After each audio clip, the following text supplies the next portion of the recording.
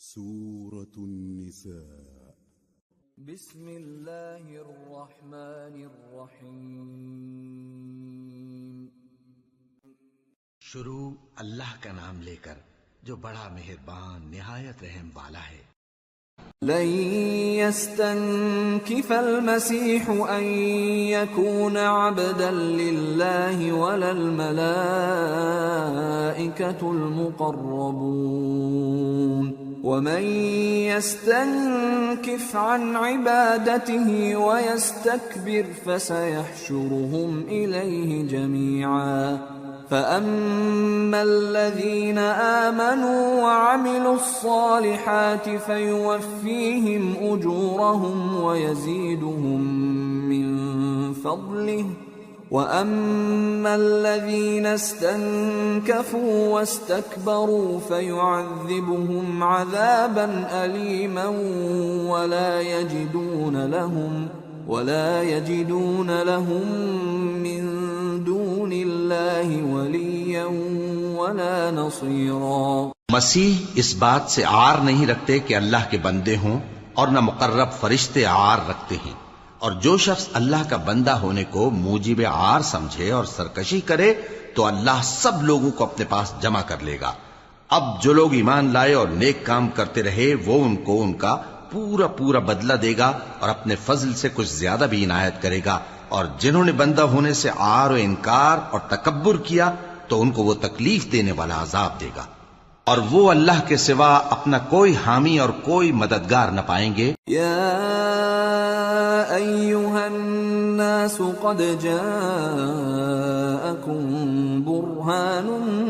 من ربکم وَأَنزَلْنَا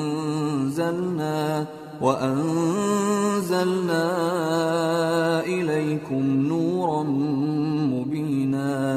فَأَمَّا الَّذِينَ آمَنُوا بِاللَّهِ وَاعْتَصَمُوا بِهِ فَسَيُدْخِلُهُمْ فِي رَحْمَةٍ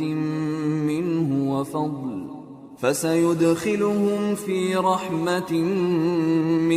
وَفَضْلٍ وَيَهْدِيهِمْ إِلَيْهِ صِرَاطًا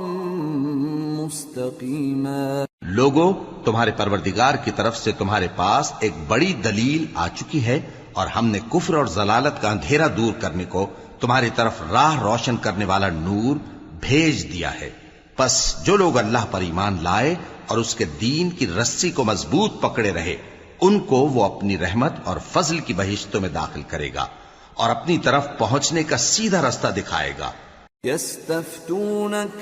قل اللہ یفتیکم فی الکلالہ ان امرؤ هلك ليس له ولد وله اخت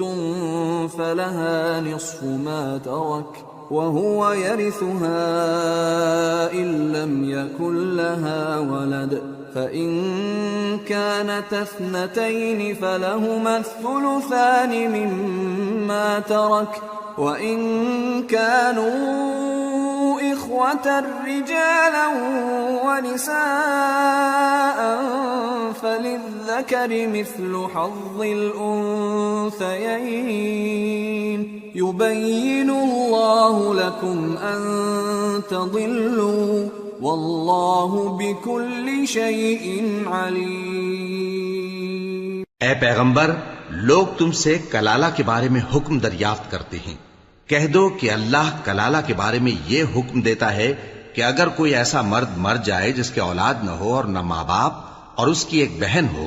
تو اس کو بھائی کے ترکے میں سے آدھا حصہ ملے گا، اور اگر بہن مر جائے اور اس کے اولاد نہ ہو تو اس کے تمام مال کا وارث بھائی ہوگا، اور اگر مرنے والے بھائی کی دو بہنیں ہوں تو دونوں کو بھائی کے ترکے میں سے 2/3، اور اگر بھائی اور بہن یعنی مرد اور عورتیں ملے جلے وارث ہوں تو مرد کا حصہ 2 عورتوں کے حصے کے برابر ہے۔ یہ احکام اللہ تم سے اس لیے بیان فرماتا ہے کہ بھٹکتے نہ پھرو، اور اللہ ہر چیز سے خوب واقف